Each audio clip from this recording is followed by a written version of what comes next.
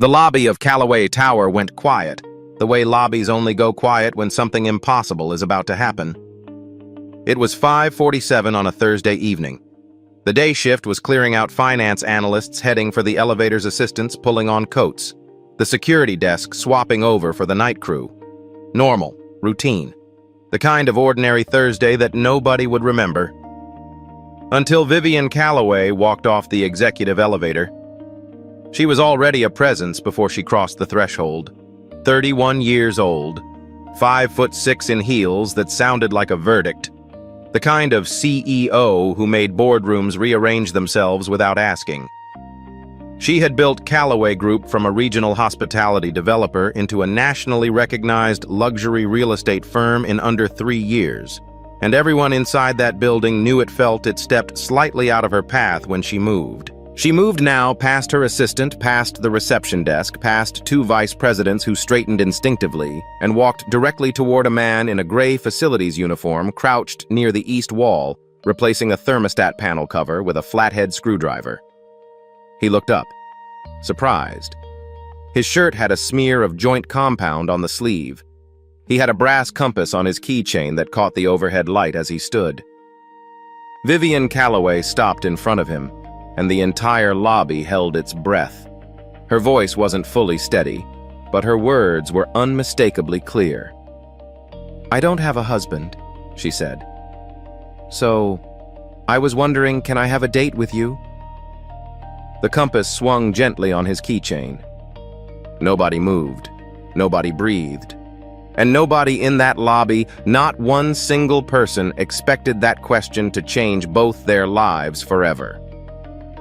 Before we get into all of it, drop a comment and tell me where you're listening from. I always want to know who's in the room with me for these stories. Now, let's go back to where this really started. Marcus Webb had built a life that worked. Not a life that dazzled, not a life that turned heads at cocktail parties or generated envy on social media.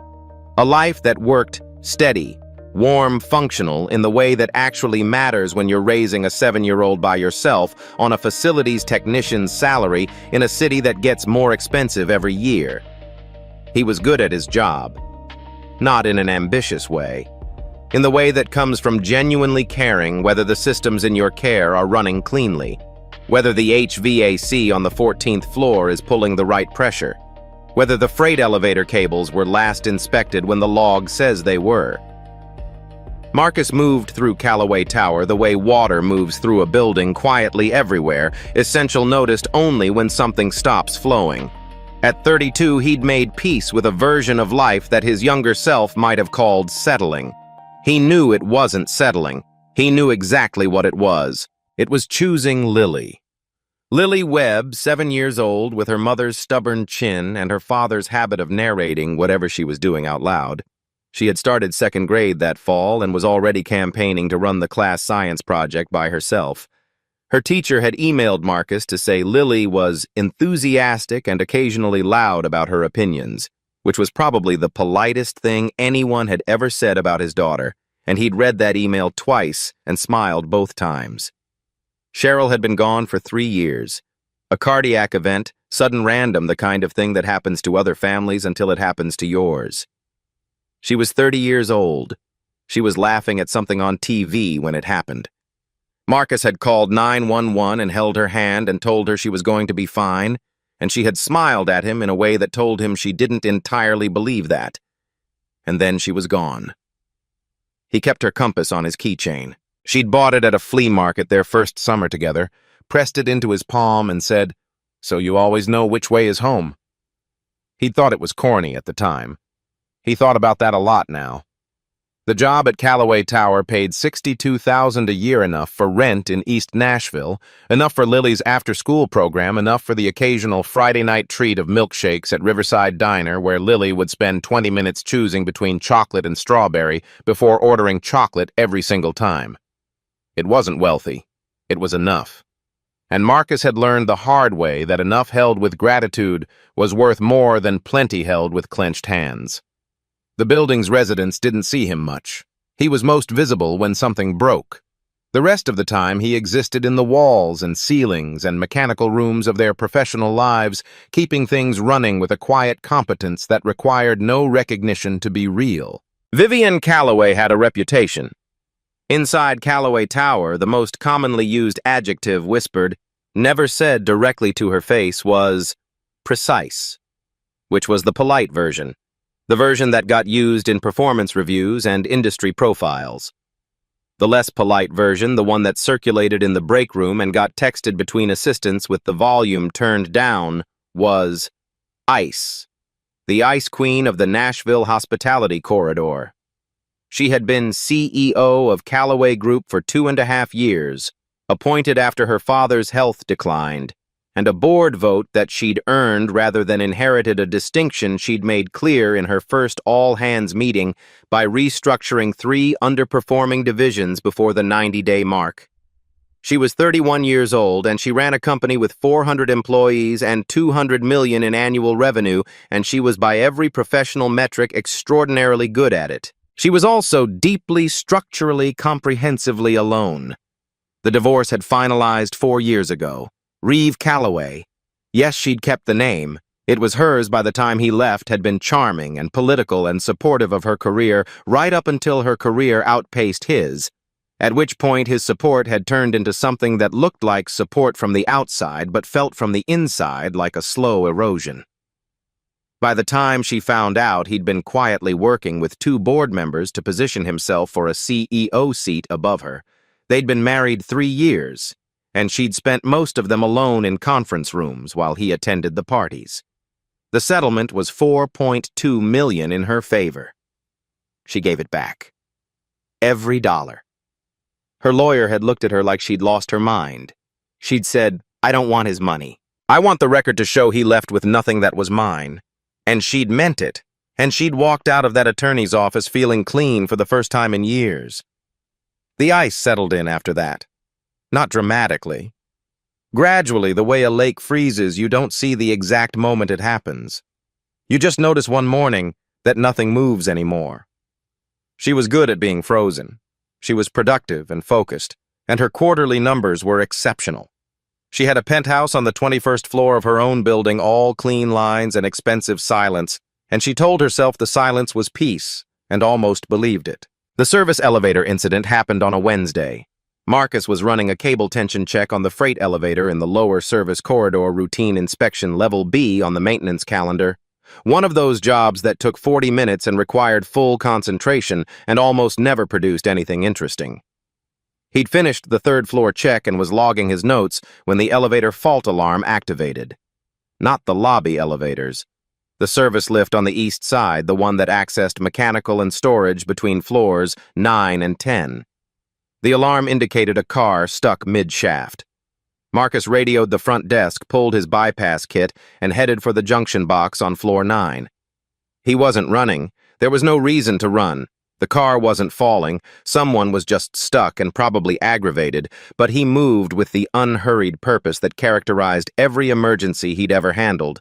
Quick and calm and already thinking 3 steps ahead. He accessed the intercom panel. "This is Marcus from Facilities," he said. "You're stopped between 9 and 10, I can see it on the board. I'm going to manually walk you down to 9 using the bypass. It'll take about 4 minutes. Are you injured? Can you confirm the emergency stop is engaged?" The pause that followed was brief. "I'm fine," said the voice from the intercom. Clipped. Professional. Not panicked exactly, but working at controlling something. "Not injured. The stop is engaged. I pressed it when the car lurched." "Good call," Marcus said, already working the bypass panel. "The lurch is a sensor. We've got a faulty proximity trigger on this shaft. It's been flagged for replacement. My fault for not getting to it sooner. I'll have you moving in under 5 minutes." Another pause. "You said, 'my fault,'" the voice said. Most people in your position would have said, "the part failed," or "the system failed." Marcus glanced at the intercom as though the speaker could see him. "It is my responsibility to catch failing parts before they fail on people," he said simply. 4 minutes. He worked in silence after that. The bypass sequence was familiar. He'd done it a dozen times on older lifts, and the car descended smoothly to the 9th-floor landing. He had the door open before it fully stopped. Vivian Calloway stepped out. He knew who she was, obviously. You didn't work in a building for 2 years without learning whose name was on the lobby wall. But he hadn't interacted with her directly before. She was taller than he'd expected somehow, or maybe it was the posture, the particular kind of straight spine stillness that came from years of being the most important person in every room she walked into. She looked at him with dark eyes that were still recalibrating from what had clearly been, despite the controlled voice on the intercom, at least a few minutes of genuine discomfort. "You okay?" Marcus asked. "Yes." She looked at the elevator, then back at him. "Thank you. That was faster than I expected." "The bypass is straightforward once you know the shaft." He picked up his kit. "For future reference, there's a red fault indicator on the call panel. Small light upper left corner. If that's on when you press the button, best practice is to take the stairs and report it." She looked at him steadily. "Are you giving me safety instructions?" "I'm giving you information," Marcus said. "What you do with it is your business." Something shifted in her expression.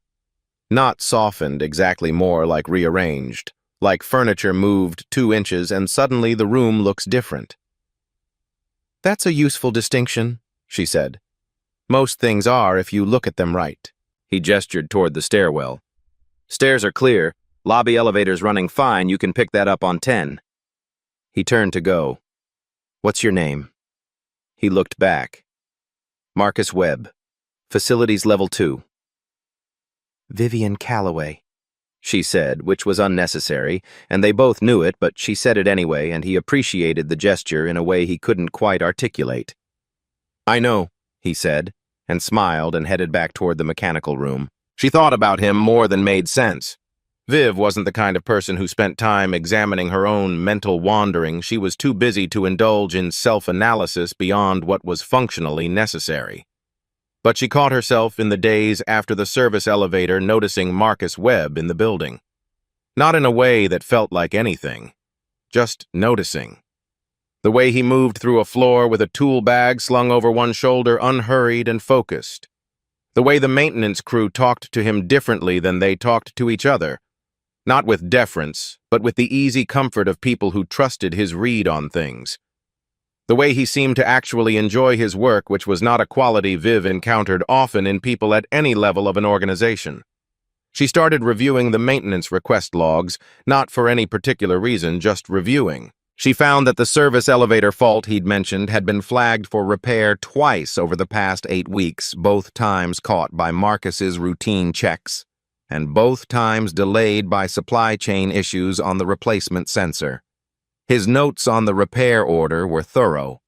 He'd documented the potential failure window.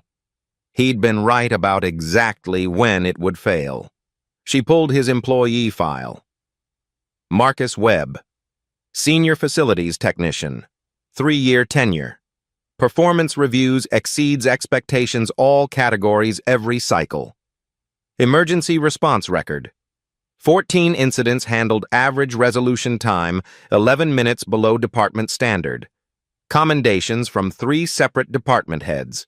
1 note from HR 2 years ago indicating he'd been offered a facilities supervisor position and declined to maintain current schedule flexibility for family commitments.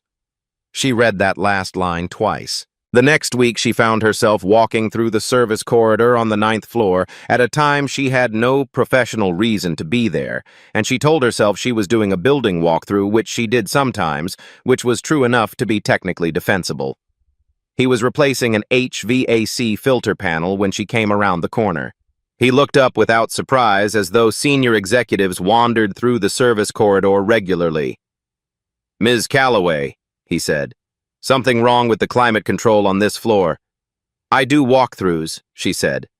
"I know," he said, with just enough of a pause to suggest he wasn't entirely sure this counted as one. "The HVAC on 9 has been pulling about 3% low on the east zone. Not enough to be uncomfortable yet, but it'll get there. I'm getting ahead of it." "You do a lot of that," getting ahead of things. He considered that. It's easier than fixing them after they break.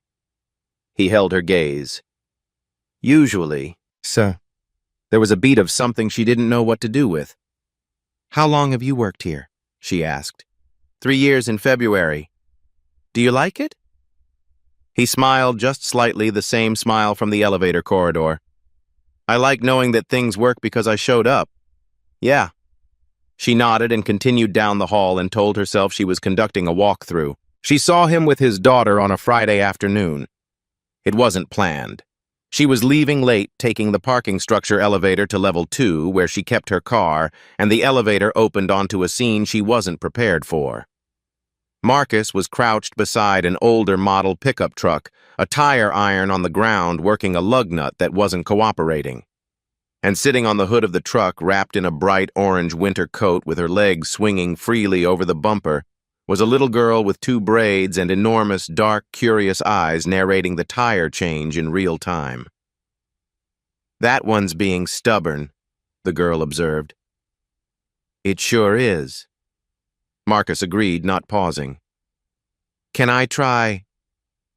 Maybe when your arms are longer. My arms are fine, the girl said with the offense only a 7-year-old can load into 3 syllables. Your arms are great. The bolt's just being difficult. Different problem. The girl considered this with visible seriousness, tilting her head in the way that meant she was deciding whether to accept the argument. Then she looked up and saw Viv standing at the elevator. Children do not operate the same social filters adults do. They never got the memo that you're supposed to pretend not to notice the most powerful person in the building. Hey, the girl said, pointing. You're the lady Dad got out of the elevator. Marcus looked up. His expression cycled through surprise, a flash of something private, and then settled into that familiar warmth. Hey, Ms. Calloway. Flat tire. Nothing serious, just taking longer than I'd like. He nodded toward the girl. This is Lily. She's supposed to be in the lobby. I wanted to watch, Lily said firmly. She wanted to watch, Marcus confirmed with a tone that suggested this was a negotiation he'd already lost. Viv found herself standing there when she should have been walking to her car. I didn't know you had a daughter, she said, which was not entirely true but was true enough. She's my whole operation, Marcus said. He got the bolt moving finally, and Lily issued a cheer from the hood. She talks me into letting her supervise everything. I'm still not sure how. Charm, Lily announced. Daddy says I have a surplus. Viv laughed. Actually laughed, the involuntary kind, not the polite professional acknowledgement she deployed in meetings. The sound surprised her almost as much as it seemed to surprise Marcus. She's not wrong, Marcus said, watching Viv with a careful attention she wasn't used to from people who didn't want something from her. You seem... Viv stopped. Started again. You're always easy about things, even this. She gestured at the flat tire, the parking deck, the Friday at 6 p.m. Does anything get to you? He sat back on his heels, turning that over, not deflecting, actually thinking about it. Things get to me, he said. I just try not to let them convince me that they're bigger than they are. He tightened the last bolt and stood wiping his hands on a shop rag. Lily needs me to be steady, so I practice being steady. It stops feeling like effort after a while. Lily had slid off the hood and was now standing beside her father, examining Viv with the open assessment of someone who hasn't learned that staring is rude. Your necklace is pretty, Lily said. Is it real gold? Lily, Marcus said. It's okay, Viv said. She crouched down, bringing herself to the girl's level. It is real gold. It was my grandmother's. So it's old. Very old. Lily processed this. Old things are better, she said. Daddy says the old compass is worth more than anything new because it knows where home is. Viv glanced at Marcus, who had gone slightly still. Lily, he said gently. Sorry. Lily said, not looking sorry at all. Viv stood, She looked at Marcus, who was turning the compass over in his hand, absently, the small brass disc on his keychain she'd noticed before. He tucked it into his pocket when he saw her looking. "Have a good weekend, Ms. Calloway," he said. "You too," she said. She walked to her car and sat in it for 3 minutes before starting the engine. She went home to her penthouse. 21st floor. Floor-to-ceiling windows showing the Nashville skyline in its Friday evening colors, the Cumberland catching light. The downtown towers lit up like something out of an architecture magazine. The kind of view that cost money and impressed people, and provided exactly zero warmth when you poured a glass of wine and sat down alone to hear nothing but your own breathing. She had a wedding ring in the top drawer of her home office desk. Not because she was sentimental about it. The opposite, she kept it as a reminder. A reminder of what happened when you let your guard down, when you trusted warmth that was actually strategy, when you confused someone's investment in your future with genuine love for who you actually were. Reeve had been good-looking and well-connected, and she'd married him at 25, certain that she was being pragmatic and romantic in equal measure. She'd discovered at 27 that pragmatic had been the whole point, that he'd been watching her career trajectory and calculating, and that the man she'd thought understood her had been managing her the way you manage an asset. The ring stayed in the drawer. Reminder, object lesson. This is what trust costs. But Marcus Webb's voice was in her head now over the wine and the Friday skyline. "I just try not to let things convince me that they're bigger than they are." And Lily's voice. "The old compass knows where home is." And the way Marcus had looked at his daughter, not like she was a responsibility he was managing, like she was the best thing that had ever happened to him, which was something you couldn't fake at the end of a long work week in a cold parking deck with a flat tire and no audience. Viv sat with the wine and the silence and let herself feel just for a moment the full weight of the loneliness she'd been calling peace. It was heavy. She was surprised by how heavy it was now that she stopped bracing against it. Over the following 3 weeks, Viv manufactured 4 separate reasons to interact with Marcus. She knew she was doing it. She wasn't proud of it exactly, but she wasn't going to pretend it wasn't happening. She submitted a noise complaint about the 4th floor climate system that was functioning perfectly. She flagged a lighting issue in the East Conference Room corridor that had resolved itself by the time he arrived.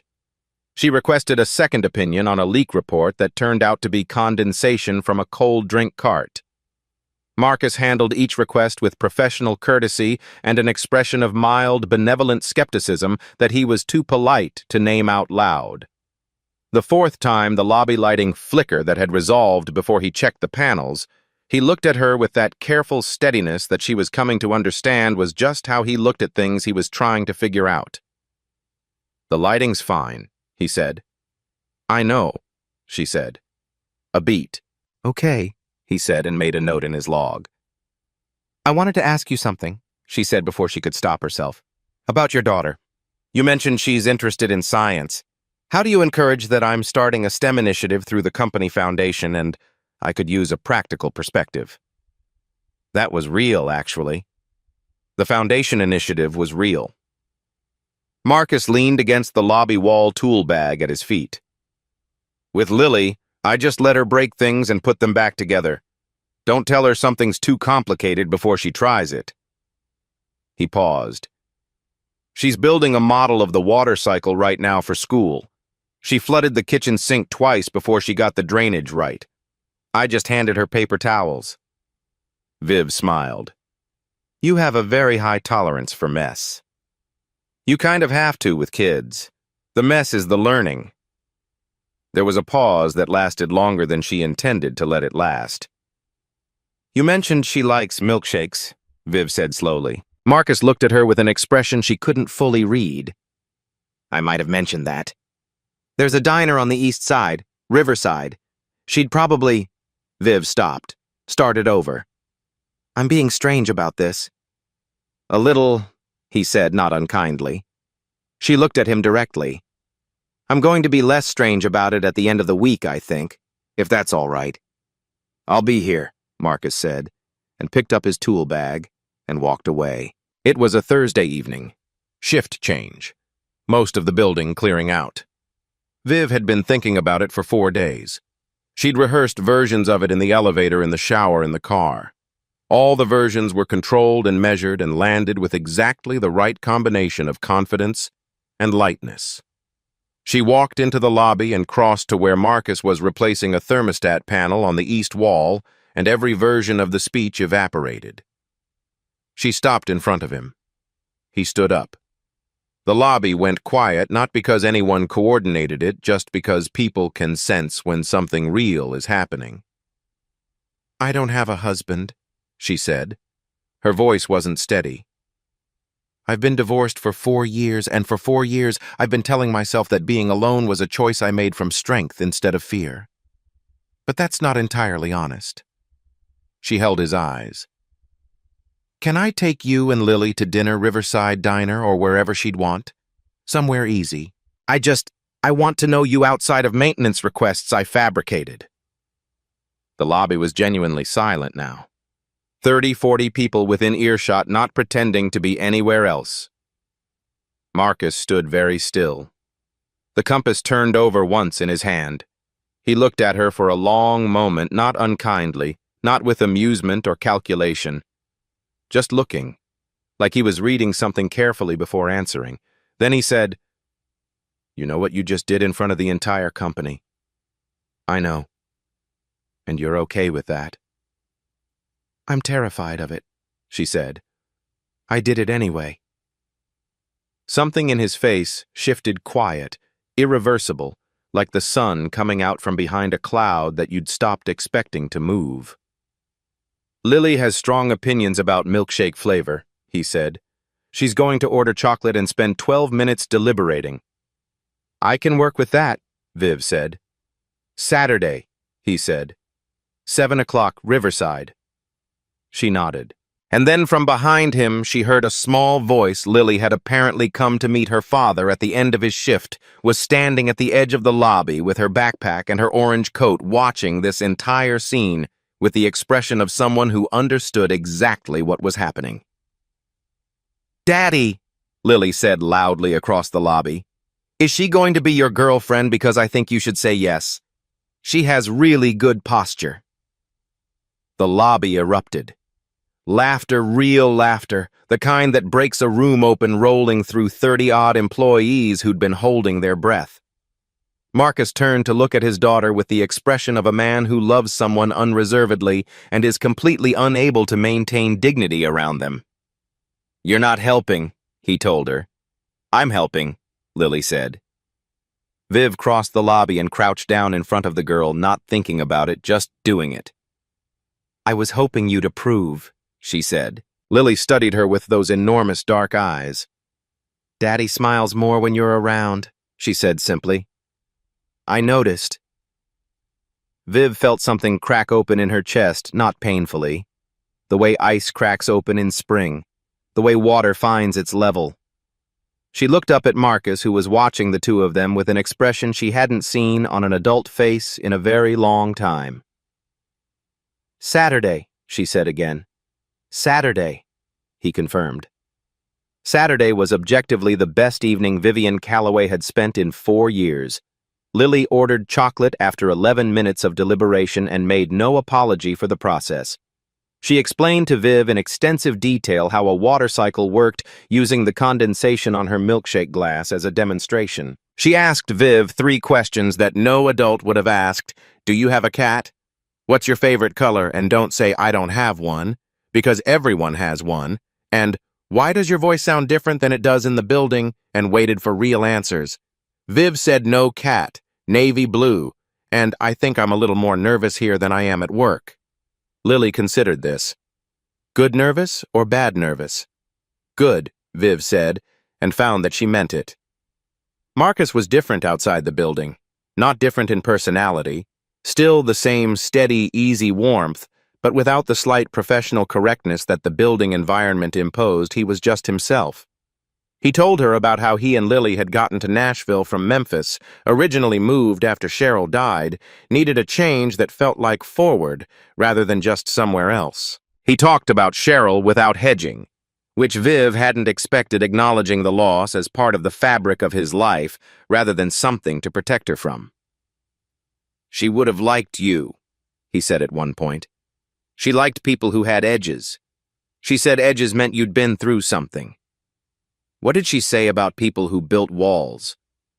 He turned the compass over in his hand. "She said walls and edges aren't the same thing. Edges let people in. Walls keep people out." A pause. She was right about most things. Viv was quiet for a moment. "I've been building walls," she said.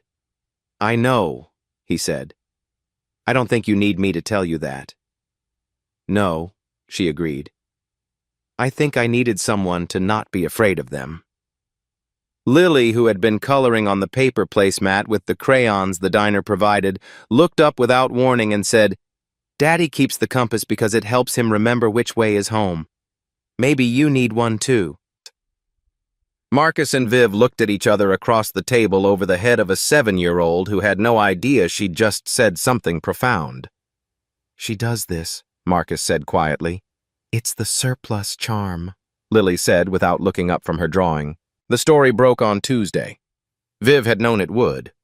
You don't ask a company employee on a date in front of 30 witnesses without it becoming a story. She'd factored that into the decision, or she thought she had. The actual experience of it was different from the theoretical expectation. The item in Nashville Social Pulse, a gossip blog that served the city's business community with the breathless energy of a tabloid, ran the headline, "Callaway CEO Goes Off Script Power Move or Unraveling."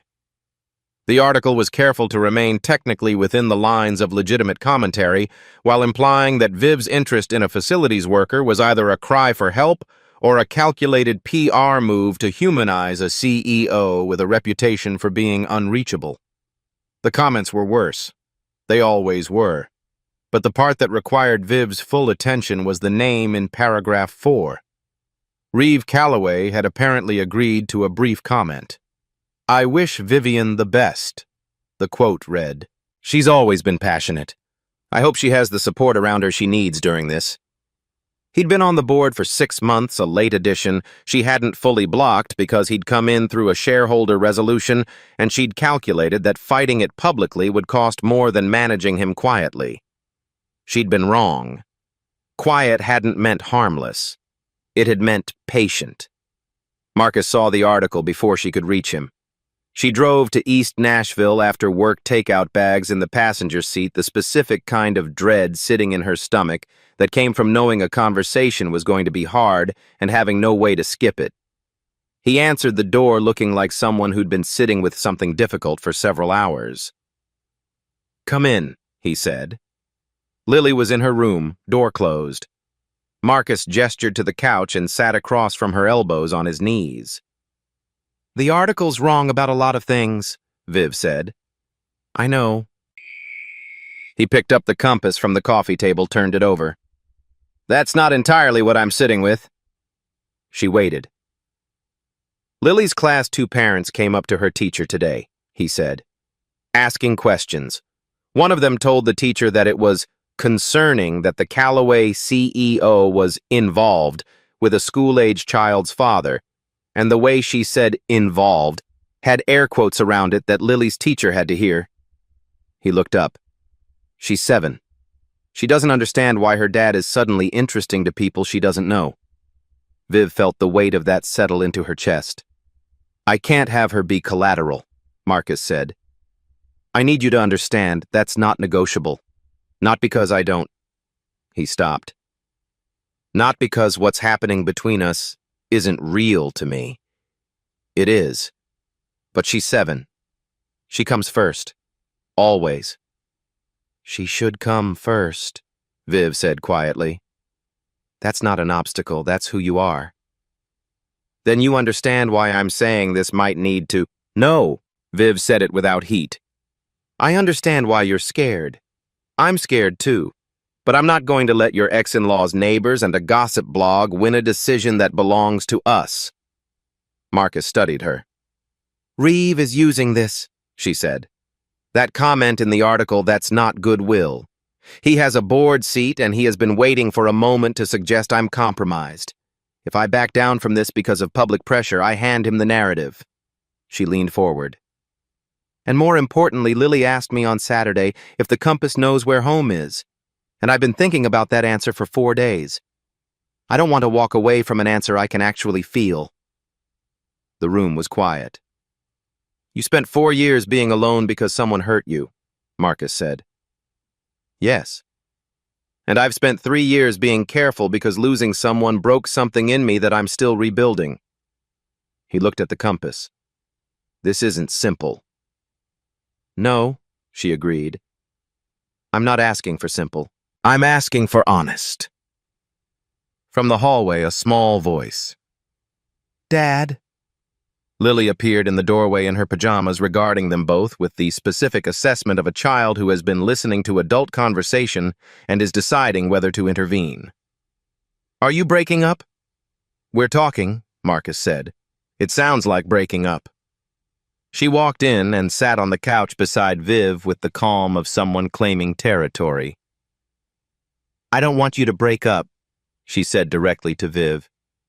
"I know the people said mean things, but you already told me mean people don't get to decide. You told me that." Viv looked at Marcus over Lily's head. He was looking at his daughter with an expression that had caved open, the kind of love that doesn't leave room for pretense. "Lily," he said, "go back to bed. After you say you're not breaking up." A long pause. Marcus looked at Viv. First sign that the attention is hurting her. First real sign. We talk about it. "Immediately," Viv agreed. "You tell me and we adjust. That's a standing agreement, not a one-time concession." He exhaled, turned the compass over one last time. "Okay," he said. "We keep going." Lily stood up, apparently satisfied, and headed back to her room. At the door, she turned. "Viv," she said, "you can stay for dinner if you want. Dad was going to make grilled cheese." Marcus closed his eyes briefly. "I would love grilled cheese," Viv said. "Now this is where I need to tell you about Reeve, because the article was just the opening move. 6 weeks after the diner, after the lobby, after the parking deck, after grilled cheese in a small East Nashville kitchen, Reeve Calloway requested a special board session. He framed it as a routine governance check. Viv knew what it was. She walked into that boardroom having slept 4 hours and prepared for 7. Douglas Fenn, her CFO, sat 3 seats down with the particular posture of a man who has already decided which side of a conflict he's on and is waiting for it to become safe to show that decision. Reeve looked the same as he'd always looked. That was the thing about Reeve. He wore consideration like a suit. Everything about him communicated thoughtfulness and moderation and calm, and none of it was connected to anything underneath. "Vivian," he said, "thank you for being here." "I run this company," she said. "I don't have to be thanked for attending a board meeting." He smiled. "Of course. I only want to raise the question as a concerned board member of whether the recent public attention, the circumstances that have generated media commentary might benefit from some kind of official statement. A clarification about personal conduct and its separation from professional responsibility." "There is no conduct to clarify," Viv said.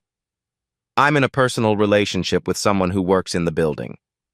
He is not in my reporting chain. He is not in a supervisory relationship with anyone who reports to me. And nothing about my professional decisions has been influenced by or related to that relationship. What you're describing doesn't require a statement. It requires you to find another angle. I'm only raising it out of concern for the company's Reeve.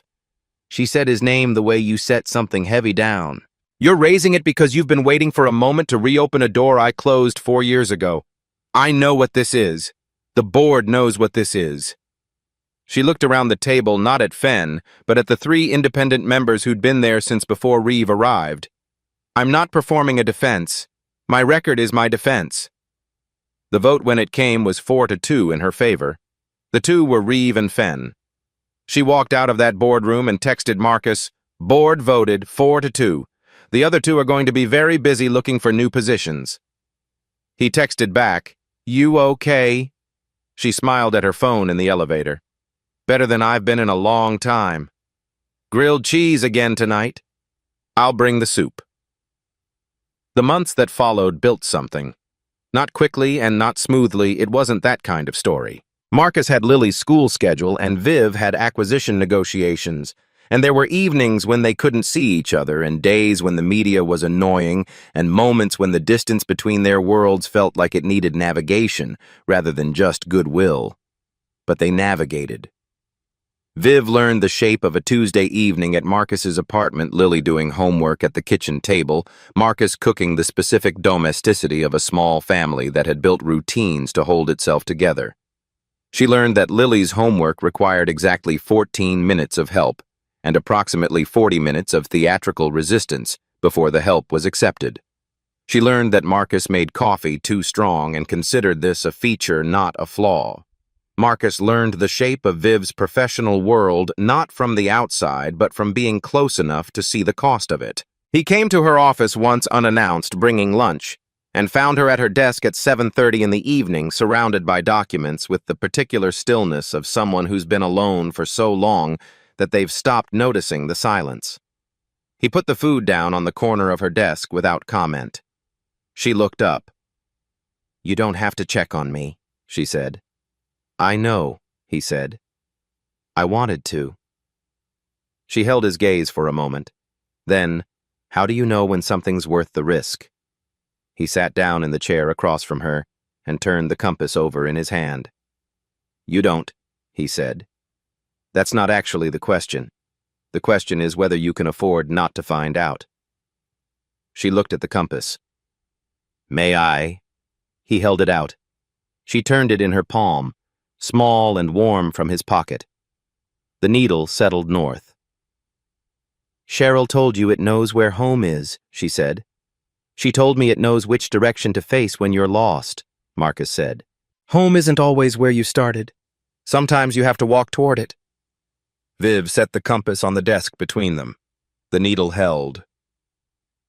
"I've been restructuring the foundation work," she said. "There's a STEM initiative for kids in under-resourced schools. After-school programming, skill-building, community workshop spaces. I want to fund the first 3 sites through the Callaway Foundation at $2.8 million. She paused. "I want your input on what actually works, not the philanthropic optics, the functional reality." He looked at her carefully. "You're not asking because you need the cover." "I'm asking because I don't want to build another thing that looks impressive and doesn't actually help anyone," she said. "And you know the difference." He was quiet for a moment. "Lily's school has 30 kids waiting for after-school slots they can't fill because they don't have staff," he said. "Start there." "Then we start there," Viv said, 6 months after the lobby. On a Sunday morning in Marcus's kitchen, which Viv had a key to, now a small event that had been handled with characteristic Lily fanfare involving a gift bag and a ribbon, Lily was trying to make pancakes. She had flour on her face, batter on the counter, and strong opinions about the correct flip technique. Marcus was attempting to supervise without taking over, which was a balance he described to Viv once as the hardest part of parenting. Viv was pouring coffee watching them and felt something settle in her chest that she didn't immediately have a word for. Not happiness, exactly. Happiness was too surface level. Something deeper. The particular rightness of being in the correct place. "Viv," Lily said without turning from the stove, "Dad says you're better at flipping than he is. He said you have good technique." "When did he?" "Last week. He talks about you when you're not here." Lily glanced over her shoulder with a look that was so precisely her father's expression that Viv almost laughed. "Will you show me?" Viv set down her coffee and moved to the stove. She guided Lily's hands, small fingers wrapped over the spatula, and talked her through the timing, the angle, the confidence of the motion. The pancake flipped clean. Lily shrieked with delight that bounced off every wall in the kitchen. Marcus caught Viv's eye over Lily's head. His expression was something she'd been learning to read, the specific look that meant he was fully, quietly present in a moment that mattered to him. She looked away before it could undo her entirely. Later. Afternoon. Lily inside reading. Marcus and Viv on the back steps, the backyard quiet and still and catching the late light. "Fen resigned," Viv said. "Official announcement next week. You okay about it?" "He was a slow leak in a tire I should have changed a year ago." She leaned her shoulder against his. "I'm fine." "And the foundation sites. Lily's school breaks ground in April, the other two by summer." She paused. "We had families come to the planning session last week. One woman, single mom, 3 kids, 2 jobs. She said the after-school program meant she might be able to take a certification course that she's been trying to figure out how to fit in for 2 years.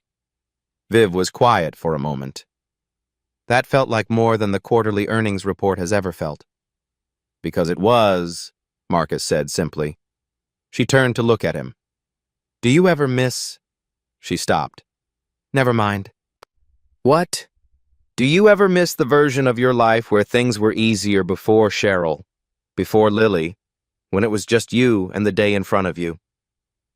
He thought about it honestly, which she'd learned was always how he answered. "No," he said. "I miss Cheryl. I'll always miss Cheryl. But I don't miss the life before Lily. That version of me didn't know what he was capable of." He turned the compass over in his hand. "Sometimes you have to lose the thing you thought was the plan before you find out what you were actually building toward." Viv was quiet. Then, from inside the house, Lily appeared in the doorway, pajamas already apparently done with the afternoon and ready to declare it evening on her own schedule. She stood in the doorway looking at both of them with the expression she got when she was about to say something she'd been working up to. "Viv," she said. "Yeah. Are you going to be my family? Like officially?" Marcus went very still beside her. Viv looked at Lily, small and certain in the doorway, the orange coat hanging on the hook behind her, the flower still somehow in her hair from this morning. "If your dad agrees," Viv said carefully, "and if that's what you want." "Yes, I want to be." Lily's face did something that could only be described as complete. She crossed the porch in 4 steps and threw herself into Viv's arms, a solid, full-force lily-web embrace that nearly knocked them both sideways, and Marcus steadied them both with the particular ease of someone who has been doing this his whole life. They stayed like that, the 3 of them. The compass in Marcus's pocket needle pointing north the way it always had, the way it always would. "I have a surplus of charm," Lily announced, muffled against Viv's shoulder. "You really do," Viv said. She looked at Marcus over Lily's head, and Marcus looked back at her with the expression she'd been trying to find words for since the very first morning she'd understood it. It was trust. Not blind trust, not naive trust. Earned, deliberate, chosen, everyday trust. The kind that doesn't happen to you. The kind you build. They had built it. From a service elevator on the 9th floor. From a flat tire in a parking deck and a 7-year-old on a hood. From a lobby full of witnesses and a question that trembled but held. From 2 people who had lost things and decided not because it was safe and not because it was easy that the compass still pointed somewhere worth walking toward. And they went.